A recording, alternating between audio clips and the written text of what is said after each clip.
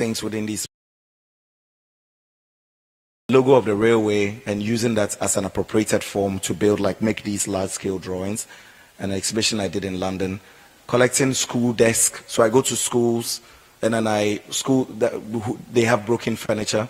I produce new furniture for them, and I take the old broken furniture, and then I produce an artwork out of it, and then the work sells to a museum, and I use the residue in order to build a museum here. So I'm really thinking about the circulation of capital, and when we think of something as dead, how we can somehow breathe new life into it in a form of art, and then we can use it in order to build things that can somehow cause radical forms in the future. So these are just images of like my research going to the railway, looking at how the space has transformed over time. A lot of these trains over the years have been scrapped, cut into pieces. I've tried to save as much as I could, but at the same time also looking at how some of these spaces have transformed.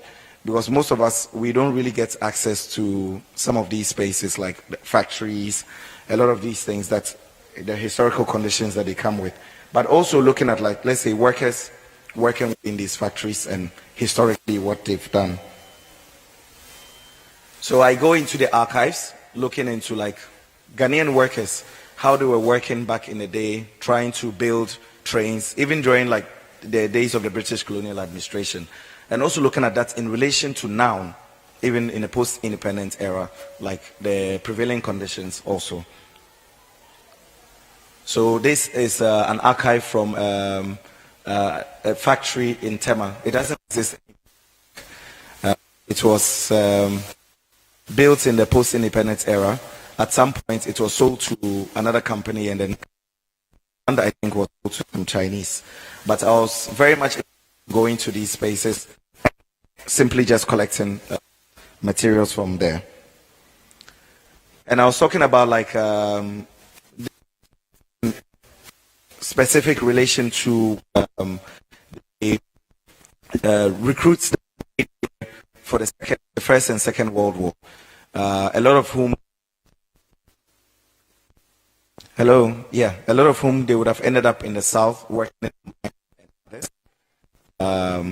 so I'm very much interested in like the history and the memory of these things in relation to objects that exist elsewhere, and how through conversations around restitution and others, we can bring it back into certain forms or certain spaces.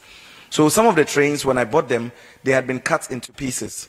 So we had to work with the scrap dealers in order to weld these trains back together again. So what does it mean to buy an object that is somehow related to the history of extraction? Because the British only built the railway mainly to extract gold and others from the Gold Coast. But now, what do we do with these objects? How do we transform? We take the memory of these objects to certain spaces where maybe kids in Tamale or even adults in my father's generation who would have walked all the way from here to the south to work in the mines or farms, the cocoa would have gone in the trains and gone all the way. The people that came after them, how do they connect back into these histories and all that? So I like looking at archives and also paying homage to like workers within these spaces, looking at the relationship, like even images like how some of these trains were brought historically, and looking at how we are now thinking about the forms. So looking at how the images, the trains were brought, and this is at Tema, this is at Takrady Harbour, maybe 1900 something, in relation to now in 2023, 100 and something years later, now rethinking about the form that this object is taking. So looking at different forms and working mostly with the workers at the railway, because I buy objects which are meant for scraps, and then I will bring these objects back to life and then build new kinds of institutional forms out of them. So it also inspired the airplanes, using the idea to work with truck drivers, my uncle Isa and all my colleagues, to be able to get these airplanes which were parked at Kotoka, dismantle them, and then put them on trucks and bring them all the way to the northern region for this project. And also thinking about the performativity of it, because some cases when they are on the road and you're looking at them, they almost look very strange in the landscape. But for the first time, a lot of these kids would see the relationship between the airplane and they are building, or the truck that brings the fruit, the tomato from Burkina Faso, which is very radical and very important. Because in actual terms, the only time you see an image like this is when a big blockbuster in Hollywood, when they're crashing a plane somewhere, things like that. But I like the idea that art, which can be very sophisticated, can also be very simple in the way that it is rendered. And I like to document and track things. So I mostly use drone, documenting and following these things across different spaces.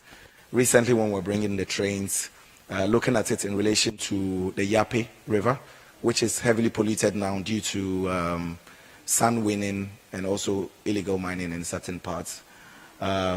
Looking at that in relation to landscapes here, looking at the train, which has been cut into pieces in relation to the iconography of the mosque. So for me, also religion is also a very important thing, particularly when we're looking at like objects in isolation. I like to look at things together. Yeah, it's like people always just, someone look at the trains and say, oh, this one, like this, but the same thing, like it's just about us working not beyond like religious forms and other things in order to be able to like rebuild things. So I'm really interested in like combining some of these forms. So when we're bringing the trains, I worked with a lot of my colleagues in Tamale here to be stationed at different points where we're able to like take these photos.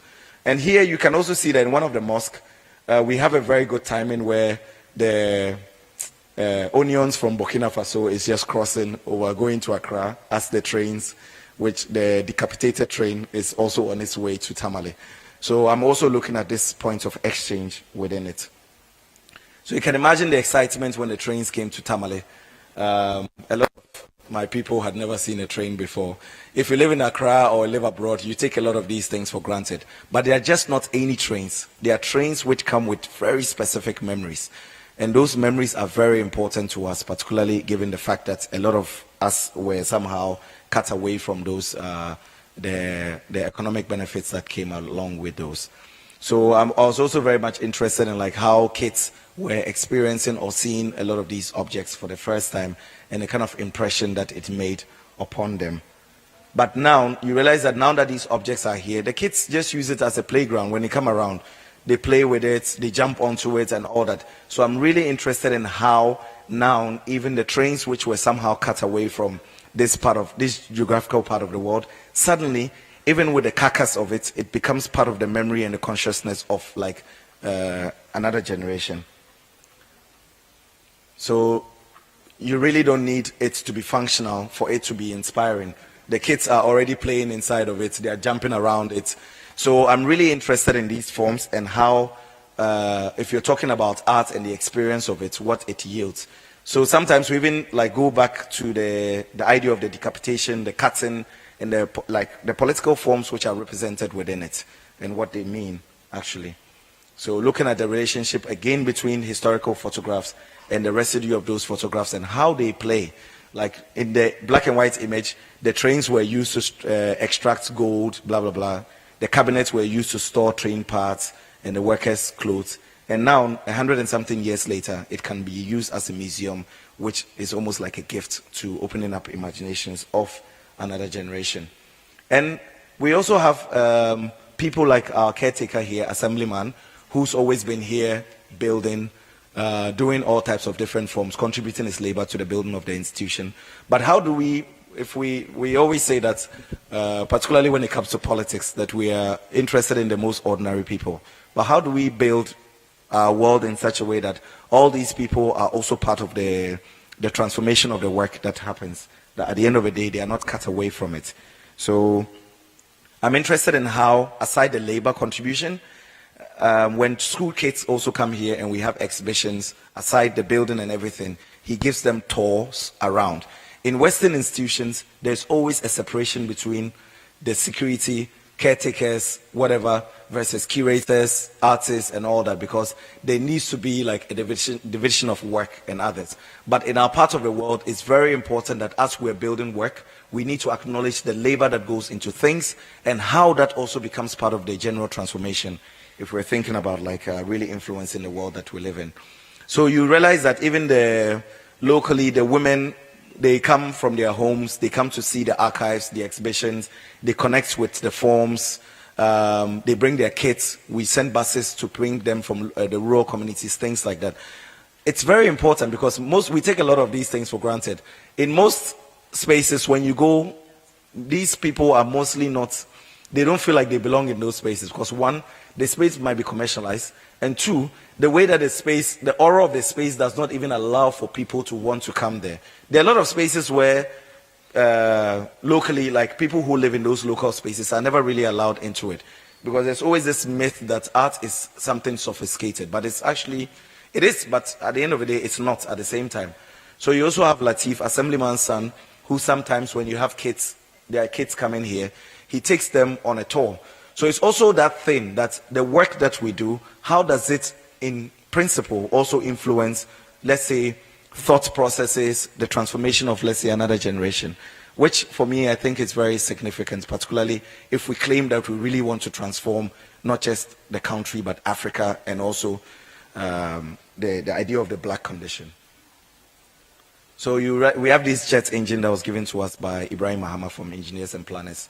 So there are many people who've contributed different forms.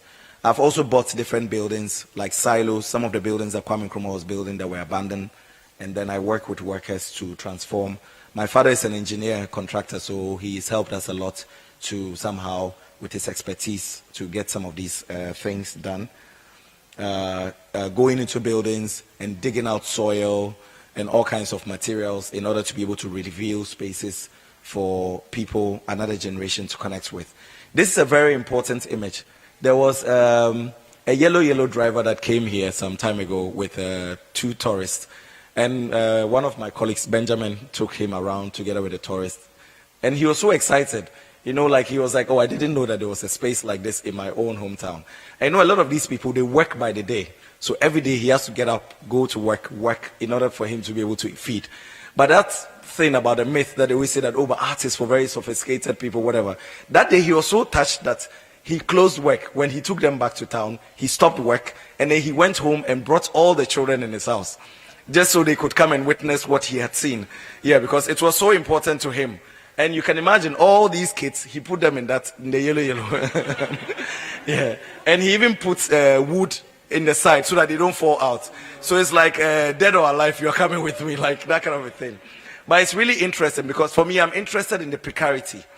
Because we're talking about precarious conditions, particularly when it comes to the continent and all that. But how do we even acknowledge or think about the precarity in itself, particularly when it comes to like the experience of art and culture, and beyond art and culture, because now we're thinking about technological forms and all these other things. Well, it also comes back to working with young people within our communities, like my colleagues from the university, young artists who are interested in, for instance, coming together to work, to contribute to their labor in order to create cultural experiences for other people. So we've done many different exhibitions of different artists. Dawson, may so rest in peace, he passed away last year. And then Ajimanose, who is an artist, but also he makes bricks, and he was the one who inspired me actually, together with one of my professors, caricature, to build red clay out of the bricks. So we did the first exhibition at Red Clay with his work. And that's my colleague Selom, who is the artistic director of the institution. We're colleagues from undergrad, so we've been having many conversations for many years. And he does a lot of these workshops together with our colleagues in the institution, like using the artist's works to do workshops with like the school kids in Tamale. But what does it mean in order to be able to, for instance, transform the idea of the museum or the artist studio or the gallery into like a classroom or pedagogical form? So we work a lot with the metro and also like educational bodies here. And you realize that Dawson, that would have been one of the first times that he would have had a connection with, let's say, that generation. You know how Africa is. There's a big gap between the old and the young. The old think that they know so much and the young shouldn't speak, and the young think that the old is old and they don't know anything and they are out of fashion. So, but how do we build institutions that can allow us to be able to, for instance, connect these different generations? So these are just general images of like exhibitions, school kits that we host on different exhibitions, different forms. And this is the silo, the Kwame Nkrumah silo, which was abandoned, which now we are using it for like exhibitions and all that.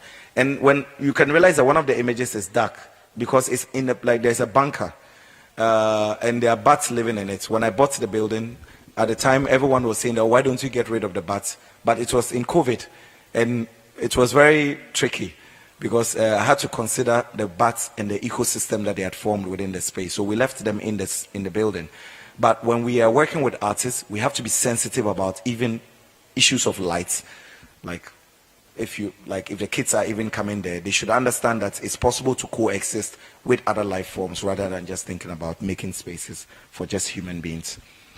So this is also still in the building, and also like working with teachers, using the airplane seats to make like cinema and others for the kids in those spaces.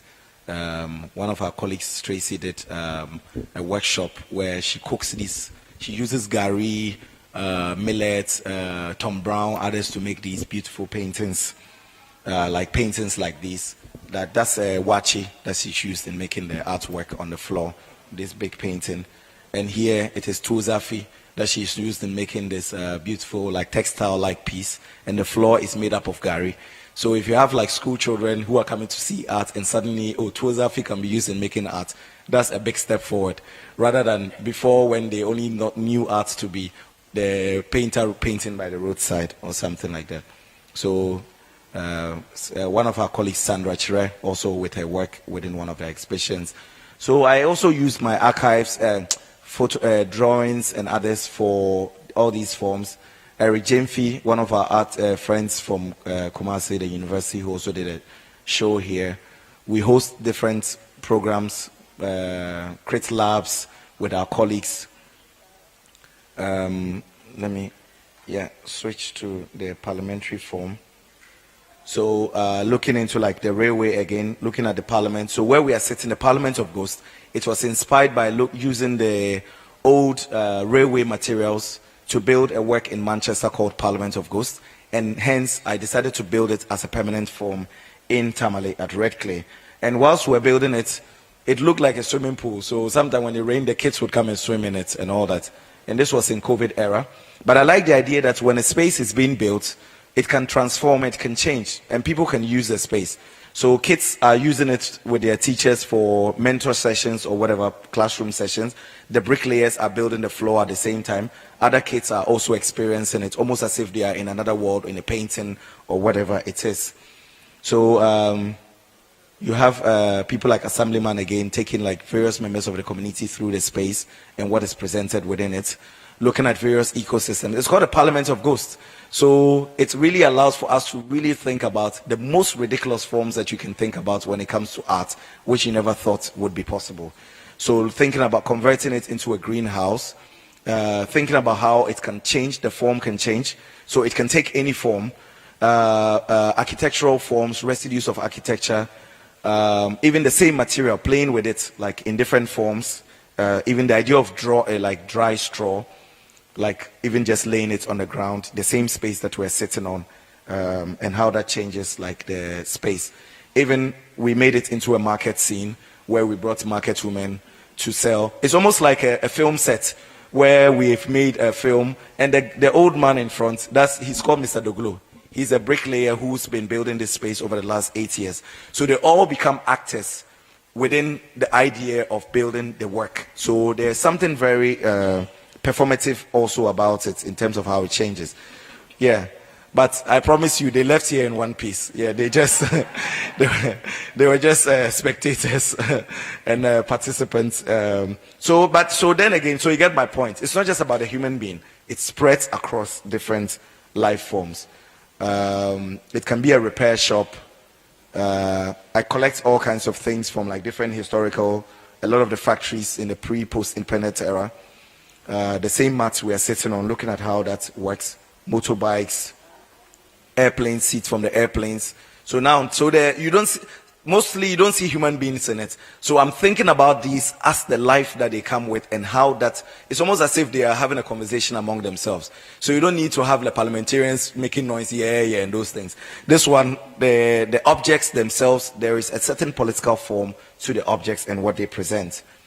Yeah, even old seats from 100 years ago and all that, going to villages, collecting all these materials. And sometimes I play where I do collages and I bring objects like the trains into the space, hanging the trains as the kids are sitting within it, even when we're building the space. Even till the time that we brought the trains here and looking at like how the forms were taken.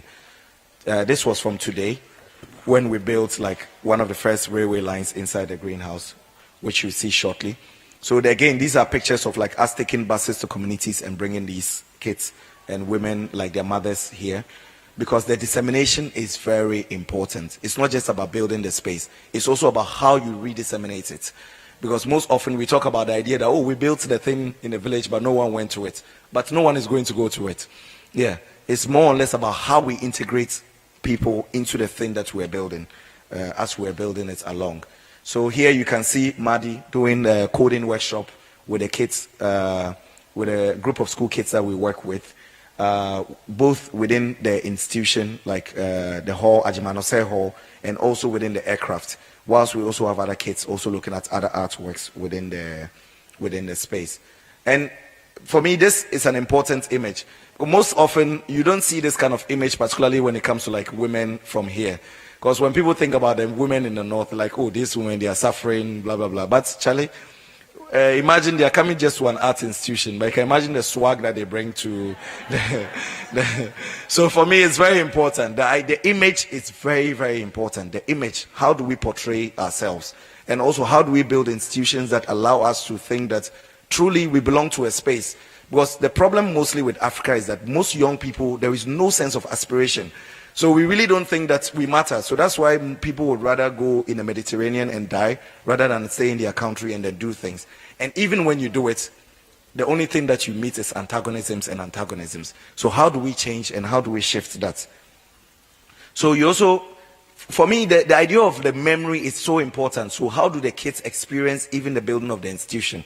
So like even as we're building it, with the workers, with the concrete and everything, how do people occupy these spaces and experience it?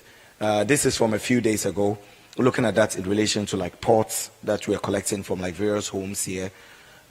This is from today when the workers were laying the first railway line and we had these kids from Bolga and here. So imagine like the memory of it. They were there when the first line was being laid in the greenhouse, which was this radical form and things like that. So for me, it's not just about building, finishing. It's about the process of building and how we integrate people into the process of the building of the thing in itself. Yeah, so we have a second parliamentary form in the greenhouse, which combines growing food in relation to the idea of the greenhouse and pedagogical forms, education and all that. And we collect all these things from like the village, like town, like ports and all that, looking at that in relation to like these spaces. And these are the final images. So finally, we have teachers. A lot of us, when we are doing our national service and they tell us to go to Zabsgu Tatale, we will not go there. But sometimes you also find people who go there, teachers, and they are so much in love with these spaces and they contribute a lot. Nonetheless, I think most often we forget that the teachers are truly the heroes. Because imagine just having, when COVID happened and kids had to stay home, imagine the chaos that they were. And imagine these kids, these teachers have to deal with these kids all the time and answer all kinds of questions. And moreover, a lot of them, when they find themselves in communities like that where uniform even becomes a problem, sometimes they have to contribute their own salaries in order to be able to buy uniforms for the children. So that's why sometimes you see that the uniforms have this patapa, what's the name, kind of uniform. The uniform is much bigger than them. So of course, beyond the humor and everything, I'm really also interested in how, like, all these players are the ones who are somehow contributing to these forms. And parents, now, due to the building of these types of institutions, normally maybe a parent who is a doctor or an engineer, he would not think that his child should become an artist or even like have anything to do with culture or creativity. But you realize that a lot of them are the ones who bring their children to institutions like a grandmother, mother, daughter, grandchild. So how do we make work or build things that somehow allows for us to be able to like speak to many different generations? And to the workers also, like when we're digging through the holes, recovering buildings and other things. It was the workers, people locally who were doing those things. And we always have to remember that. Sometimes you hear all the jobs and nonsense that sometimes politicians talk about, or the fact that people who work ordinarily or do menial jobs. But those are the people that build a country, not anyone else. So in the case of building or reviving spaces, we really have to think about how we build things that can somehow also affect, let's say, change the trajectory of, let's say, the generation that comes after this particular one. And finally, this is the last image, is the professors, intellectuals, scholars, all of us who are here, patrons. At the end of the day, in whatever we do, how does it translate into the physical world that we find ourselves in? Because I think sometimes we almost forget why we do what we do. Because sometimes we get carried away by the idea that, oh, you make money, you become successful, famous. But beyond all of that, coming back to the idea of the why. Why are we doing what we are doing? Fundamentally, why are we doing what we're doing? So I think I'll end it here and then, yeah.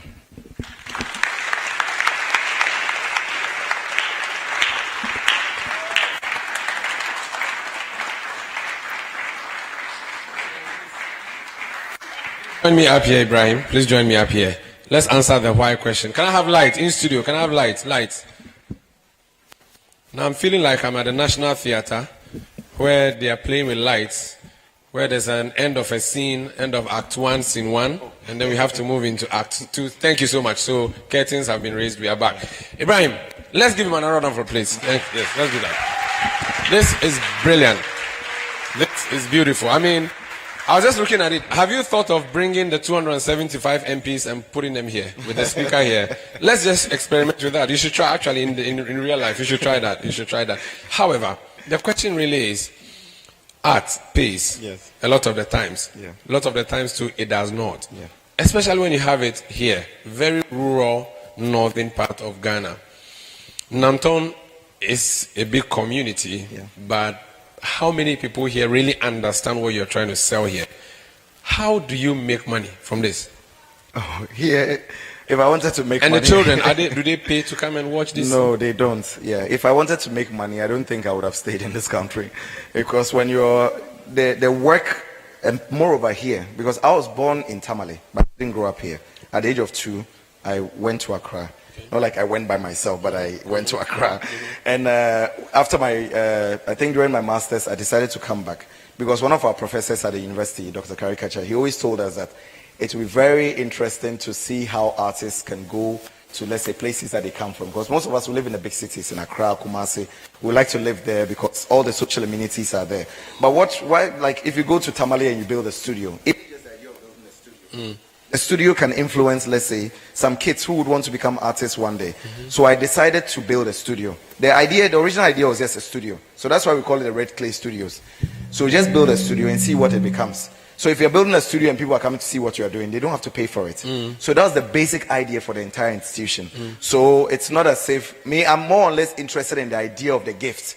How do we take all the things that I'm talking about, which as an intellectual, I go around, I do research, there are things. Imagine I was chasing the trains for 10 years. So you can imagine the meetings I have, the things I'm privy to, traveling to different countries, going to the railway archive in England and others. And at the end of the day, you come back here and then you ask yourself, what about the people here and the kids who are growing up? How, because somehow there's a gap between you and them. Yeah. How do you bridge that gap? The only way you can bridge that gap is to build an institution which can connect. I'm going to take 1 or 2 questions from the audience, but one thing I'm going to ask you before we go, and the word caricature that you use, Professor, I'm sure that's also a word of art. I'm not sure his real name. His father, killed a ram and named him caricature. I'm not sure that's what happened. What really gives you satisfaction here, or what has given you satisfaction here since you did this work? I think many things. My colleagues that I work with, because most often I'm not here, but they run the institution like crazy. They do so much more than enough. Yes, but what one thing makes you go to bed at night and say, I'm fulfilled, Alhamdulillah? Oh, the pictures you saw of the kids here. They come. Like today, for instance, we had more than 500 school kids who were here today. You can imagine. They brought their lunchbox. Yeah. Yeah, they brought their lunch boxes. And they sat here they ate. And the good thing about the institution, the Red Clay, it's brown already, so nothing can really stain the floor. So if they eat or the birds, we just wash it and then it's gone. So really don't have to worry so much about it. I see. Yeah. Very well. Audience, do I have any questions? One or two? If I see a hand, I'll just bring the microphone there. All right. Yes, just give the microphone. Introduce yourself, a member of the Heritage Caravan. Ask your question or make your comment. Let's proceed. Good evening, guys. If you stood up, maybe people will see you. That will be helpful. Thank you. Good evening, Sam Kalije. So I think this is a very beautiful place, but I want to ask you, what's your creative process like? And of all the art that you've done in the exhibitions, which one do you think is like your favorite or your greatest? Thank you. You can take that. Yeah, I think the institution itself, like Red Clay, SCCA, Nkrumah Vuelni, like the forest areas, like all the projects that I've done. For me, art is not necessarily, though I produce objects like you see the non-rentable with the boxes, the parliament and all that, it's not really one specific thing. It's the condition of it. The idea that you and everyone else is sitting here right now, you've traveled all the way from Accra, you've gone to Bolga, and then you're here now. That is the work in itself. 10 years ago, this would not be possible. Someone would have said, oh, this is crazy. So for me, that's where the idea of the art lies. And creative process, like for me, if I have an idea, I just want to be able to try it. I really don't care if it's crazy or not. So I just start and then I experiment. I come back to it again and again until it works. Very well. Take another question from the top, please, and introduce yourself. Hello, my name is Yao Okereke Urenchi, and I work with the Ghana Robotics Academy Foundation. May I assume that an extension of the work you're doing here, beyond inspiration, will be to engage the kids in, let's say, design of robots, building them, programming them, even extending to how they apply all the math and then the science, and also look at national and international competitions. If that is the case, then maybe we can have a conversation later and see how we can also contribute to the work you're doing here. Yeah, thank you very much. We've done some of these workshops in the past. We've done like some robotic workshops. Salom, my colleague, the artistic director, he can say more about it. Well, we've done a couple of workshops on robotics. Ourselves here, we do a lot of workshops on drone tech and all that. And Madi, who is here, has been leading the workshop on like coding and others also within the airplanes and all that. So certainly, we're very much interested in that. I brought the airplanes here for that specific reason, that the idea that it could create all these other possibilities with regards to thinking about technological forms and all that, and how that could lead us into another era. Yeah. Thank you. Can I take one last question? Do I have a last question? Yes, please. Yeah, all right. Good evening to everyone. My name is Emmanuel Okanja. Briefly, all these projects cost a lot of money. You've mentioned initially that you sell some of your products outside and then you convert the money to build this. Have you had any support locally from government or the... you mean the government of Ghana? Exactly. You mean the Ministry of Tourism, Arts and Culture? Exactly. Have you had any support? Thank you. I can't even get my MP to come here. You think the government is going to support? Wow. Okay. So I think that answers your question. That's painful to hear. Thank you so much. Ladies and gentlemen, let's give Ibrahim Muhammad a round of applause. Thank you so much. Well, so we've seen the arts. Let's see the culture, shall we? We have a beautiful and wonderful cultural group that is ready to perform for us. And hey, Nanton we did, Tamale we did. The Tamale Youth Home Cultural Group is ready to give us some quick display before we go into the exhibition. Ladies and gentlemen, let's welcome the Tamale Youth Home Cultural Group.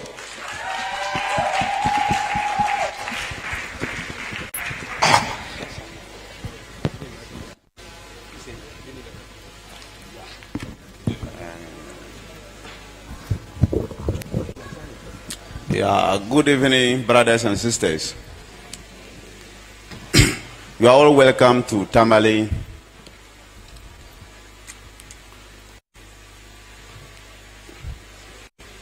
We are going to have 4 or 3 different music here. just like you know in music and dance, we have categories of dances. We have team dance, we have mass dance, and we have individual dance per the customer and tradition of Dagbang. And I believe first you are going to witness Takai. That is a youth dance, and it dance with sticks or metals. In the absence of metals, they do use sticks. You know, formerly, when metals were not in existence, they used to use sticks, but this time around they use metals. And then it was generated, or it was originated by youth, and it comes when they are going to dance Nabiao. It is the dance that comes first before they continue with Nabiao, and it usually comes in the evening before they continue with Nabiao. And there are so many dances that are in the basket of Takai. We can have Nyaboli. We equally have Damdu and the rest, and we also have the Psata or three sticks, a situation whereby the dancers hit sticks against one another thrice. So, and we also have crocodile dance among them. So there are so many dances that are in the basket of Takai. So I believe it is the one that they are going to perform first before we go into the other dances. On that, you are welcome again. And then it is a mass dance, a situation whereby the dancers appear on the dancing scene more than 2 or 3 people. That is what we call mass dance. So thank you very much for giving me your listening ears this evening. Yeah. Thank you so much. You're watching City TV. We are live on DSTV channel 363. We are live on all digital platforms. We are live on YouTube. This is a heritage caravan that has arrived in the northern regional capital, moved to Nanton, a neighboring town close to Tamale, and we are in the Red Cliff Studios, put together by Ibrahim Mahama. We are now ready for the cultural performance from the Tamale Youth Cultural Group. Ready?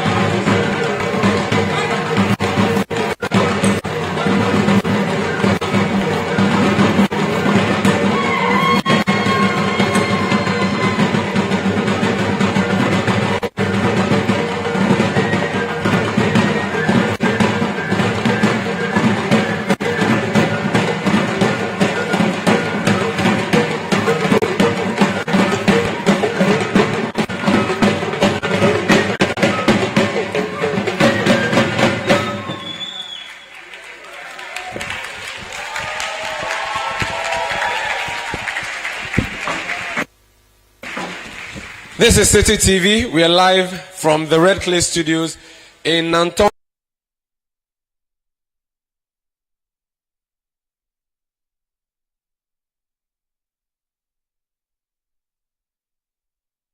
And this is the mass dance you were talking about. Yeah. What's coming up next? Yeah.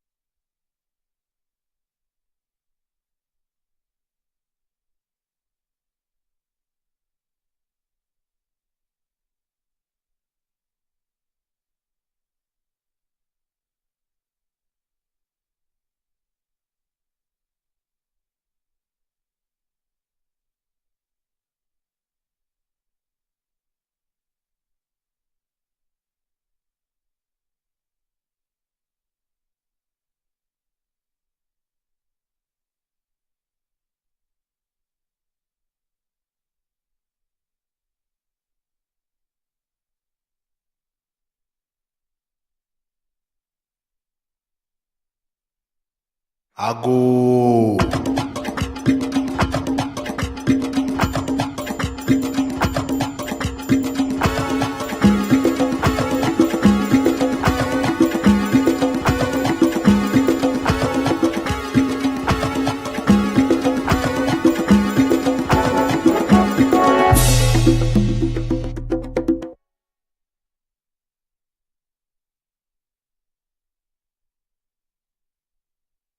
Ago.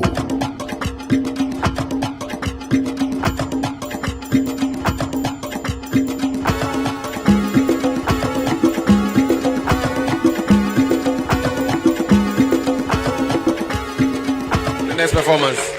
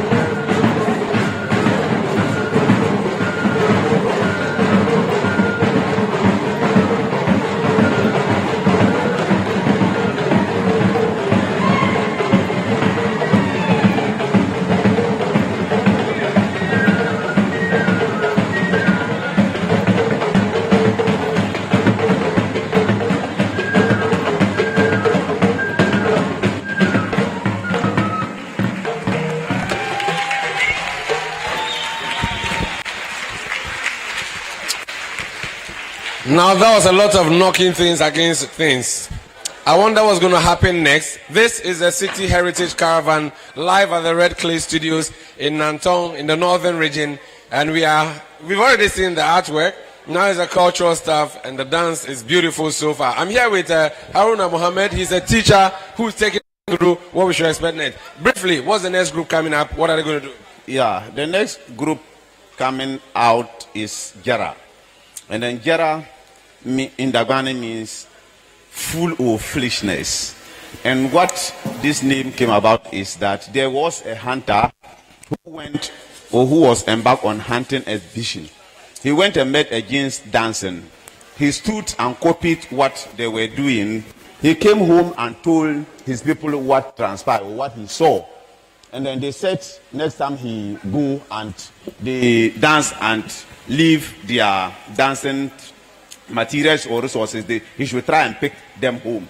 So he tried thrice, and later on he went and they left it, and he picked them home. And when he came, he organized his people and started teaching them how to dance. So they told him that this type of dance, if you do not eat up to your satisfaction, you can, or if you are not dancing or demonstrating as if you are a fool, people will not realize it. So that was how the name came about. Jara. Jara means fools or foolishness. Ladies and gentlemen, the Fool's Dance is coming up next.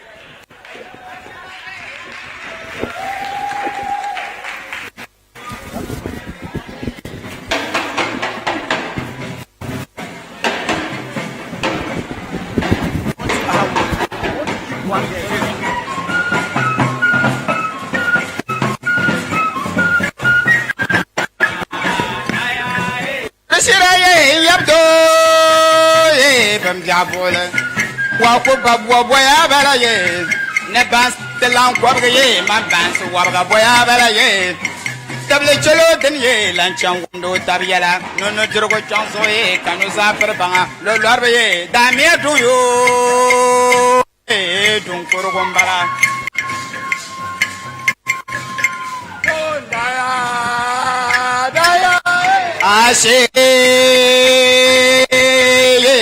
Jane oh yeah bam jao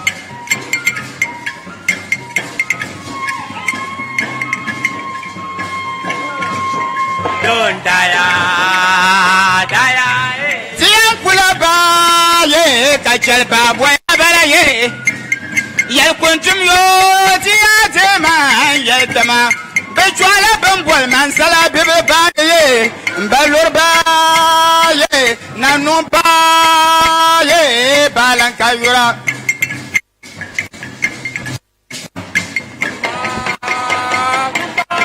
tian kulaba ye kachel babwa bala ye toko kuni ye kul nyabaga Karinyabra, Banetipa Bana Kabian Warsa Karachala Nongi, Zayo Merco Makarambane, Nepana Songanale, Kakana non Forga, Yemi Katan Chenupara, Le Lorbe, Pamia.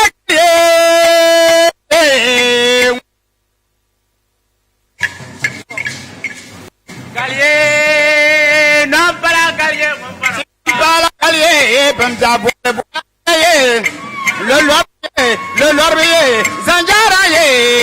Zanjara Kulie, Zanjara,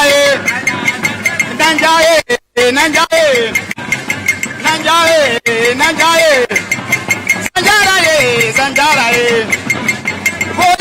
Boli Parabo, Boli Parabo. Boliye, Boliye, Boliye, Boli Parabo, Boliye, Boliye.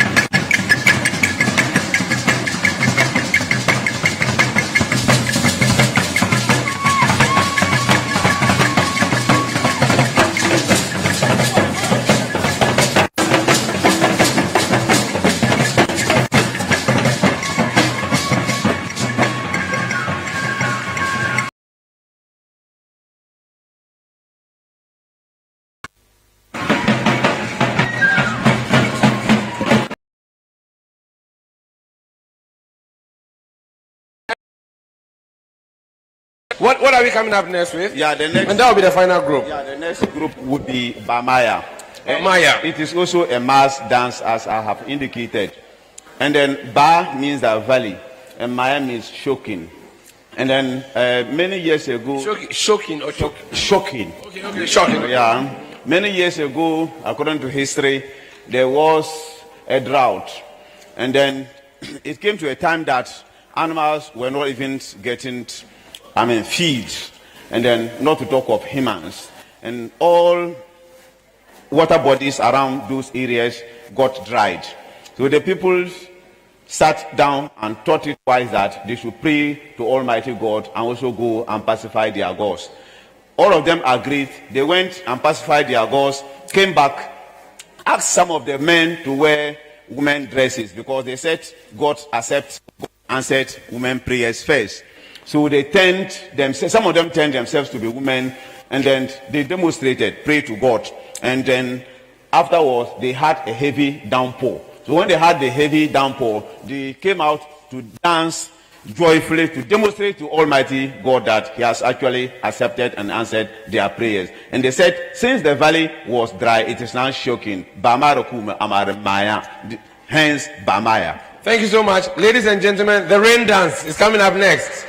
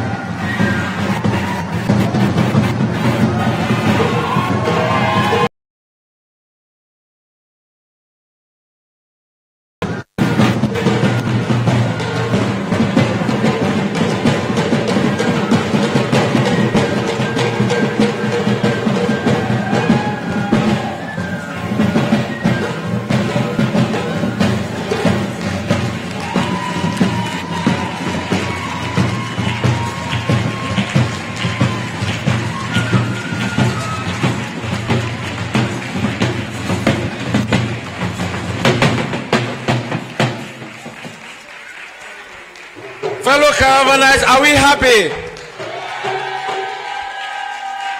Wow, that was a lot of waist shaking, man.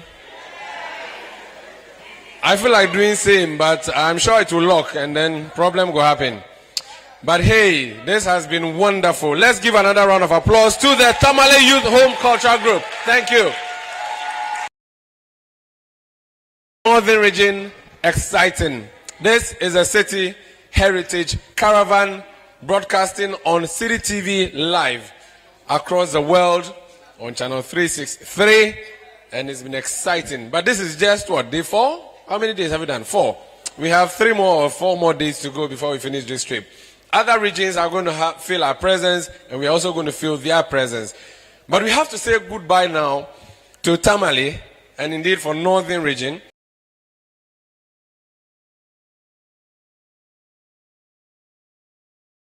To Western Ghana, we'll be going to the Ahafo regions and experience their culture as well.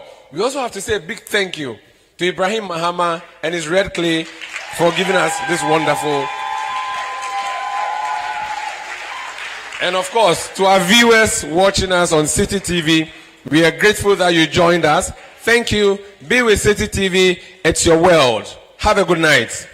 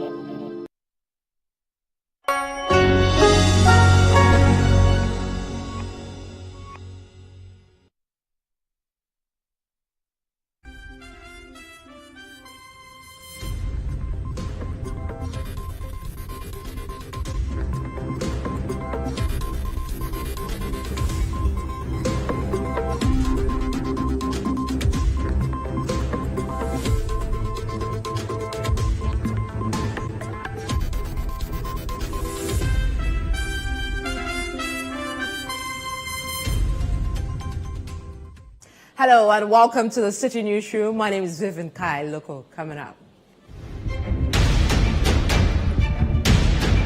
Ministry of Health describes as untrue reports that there have been recorded deaths due to the shortage of vaccines. Meanwhile, the ministry assures it is working in earnest to procure the vaccines. It is important to correct the erroneous impression that there have been deaths for measles in Ghana recently. For the avoidance of doubt, there have been no deaths from the recently recorded spike in measles cases. Indeed, there have been no deaths since 2003 in our country. Member of Parliament for Ashiaman wants the Speaker of Parliament to refer the conduct of some military men who invaded his constituency on Tuesday to the Privileges Committee of Parliament for investigations. By invading the whole community, the whole Ashiaman constituency, molesting people, molesting residents of the community, preventing them from going about their daily activities, it is not done. That is human rights abuse. Still to come, over 5 people feared death following Tuesday morning's rains in the Greater Accra region. This is exactly what we are witnessing now. Now we have lost a community member, and it is so sad and unfortunate. Look at how the mother is crying uncontrollably. And later, Managing Director of City FM and City TV assures Chief of PAGA of plans to pile pressure on relevant authorities to reconstruct the border mains gate at the Ghana-Burkina Faso. All who matter to try to reconstruct the border main gate or the arch which used to contain the inscriptions "Bye-bye, safe journey," and on the opposite side, "Welcome to Ghana." We will do our best as a media house to highlight all the issues that you have raised and make sure that the people whose duty it is to resolve this issue are made aware.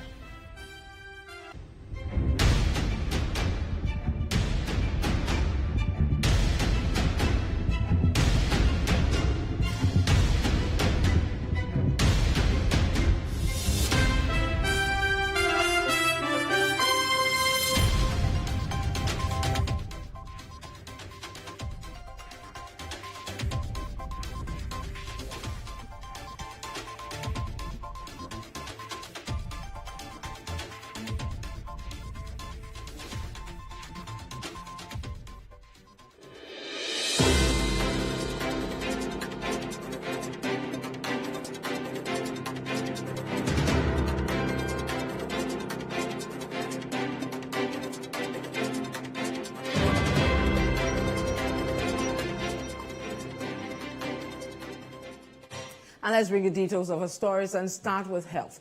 The Ministry of Health has described as untrue reports that there have been recorded deaths due to the shortage of vaccines. Now, Ghana has for weeks been experiencing a shortage in routine vaccines for children, with mothers struggling to get access to vaccines against polio, hepatitis B, and measles. Now, attributing the scarcity to a global shortage, the ministry says it is working in earnest to procure the vaccines. The following report has more. Vaccines for measles, polio, and tetanus have been scarce since the second quarter of 2022. Financial challenges and a global shortage have been attributed to the shortage of these vaccines. Parents of unvaccinated babies are being turned away from health facilities over the shortage. However, admitting that there is a shortage, the Minister of Health urged the public to reject rumors of the recorded deaths due to scarcity. He, however, assured the procurement of the vaccines as soon as possible. Ghana's Minister of Health has been making efforts to ensure we secure adequate stocks of vaccines despite this global challenge. We have made all necessary efforts to ensure that despite these challenges, we secure adequate stocks within the next few weeks. It is important to correct the erroneous impression that there have been deaths for measles in Ghana recently. For the avoidance of doubt, there have been no deaths from the recently recorded spike in measles cases. Indeed, there have been no deaths since 2003 in our country, though we have recorded cases annually. Finally, despite the challenge, Ghana's immunization coverage remains among the best in the world, and in 2021, we recorded 95% coverage. Working with UNICEF, we are fast-tracking the processes, and it is expected that vaccines will be supplied in the next few weeks, all things being equal. The Minister of Health, ladies and gentlemen, will ensure that we stay on track with the immunization record and quickly overcome these bottlenecks. The minister further debunked reports that the Global Alliance for Vaccines and Immunization is threatening to withdraw support for about 10 vaccines it supplies to Ghana over indebtedness. It's quite personal. As a human being, when somebody is dying, when people are crying for help, you have sympathy, and everybody expresses passion towards such people. I can't just look on and so wickedly turn my face away. So I feel like when COVID caught us and everybody was dying and we were all panicking, how everybody felt after seeing a patient in an ICU installation on a bed, dying and grasping for oxygen. That is how I feel. The irony of it is that we have brought a lot of politics into this very interesting national matter. Fortunately, I'm a member of the Gavi board. So the type of things my colleague is talking to you guys can never be true. And you can mark it because of our performance on vaccinations, including even COVID. Gavi has elected and selected Ghana to have one of their board meetings here in December this year. That is how far we have gone. So what we have, we are using politics to drive people away from us. What we have, we are using politics to destroy this. Look at the script I wrote, the report by WHO and US CDC, the number of countries where we are seeing even deaths. And here in Ghana, for the past how many years, since 2003, 30 years, no death caused by measles. The recent outbreak, nobody has died. So what are we about? Lies or national interest like this?